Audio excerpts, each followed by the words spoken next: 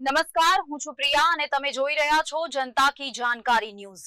નજર કરીએ આજના સમાચાર ઉપર। સુરેન્દ્રનગર મ્યુનિસિપલ કોર્પોરેશનની ચૂંટણીઓમાં વિજેતા થઈને જનતાની સેવા કરવાનું દાયિત્વ મેળવનાર માલધારી સમાજના તેજસ્વી ભાઈઓ અને બહેનોના સન્માન અર્થે આજે સ્વસ્તિક પરિવાર દ્વારા આયોજિત સન્માન સમારોહમાં નવનિયુક્ત લોકપ્રતિનિધિઓનું અભિવાદન કર્યું।